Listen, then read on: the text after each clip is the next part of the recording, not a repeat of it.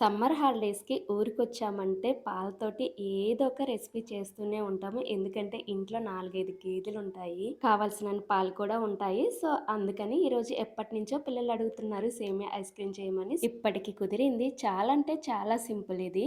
Just నేను 2 ice క్రీమ్సే చేస్తున్నాను కాబట్టి 2 కప్స్ మిల్క్ యాడ్ చేసుకున్నాను. వాటర్ ఏమి యాడ్ చేసుకోలేదు. మీకు సేమ్ బండి దగ్గర సేమియా ఐస్ క్రీమ్ ఎలా రావాలో అలా రావాలి అంటే కప్పు మిల్క్‌కి 2 కప్పులు వాటర్ యాడ్ చేసుకోవాలి.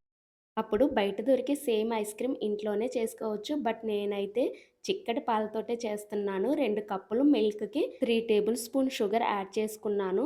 నచ్చితే కొంచెం కార్న్ ఫ్లోర్ కూడా ఏసుకోవచ్చు. లేదంటే స్కిప్ చేసుకోవచ్చు. ఇప్పుడు ఇలాచీ కూడా యాడ్ చేసుకొని ఒకసారి కలుపుకొని పక్కకు దింపేసుకోండి. ఒక బౌల్ తీసుకొని అందులోకి 2 టేబుల్ స్పూన్ సేమియా ఏసుకొని 90% కుక్ చేసుకొని చల్లార్చుకోవాలి.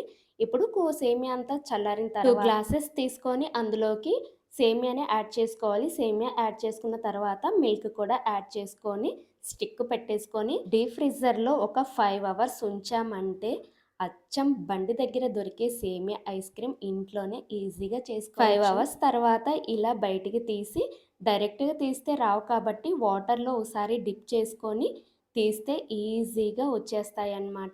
పిల్లలు ఎప్పుడైనా సేమియా ఐస్ క్రీమ్ అడిగితే నేను ఇంట్లోనే చేస్తాను. బయటైతే అస్సలు కొనిచ్చట్లేదు ఈ మధ్య. ఇంట్లో జస్ట్ పాలుంటే చాలు ఈజీగా ఐస్ క్రీమ్ అయితే రెడీ చేసేసుకోవచ్చు.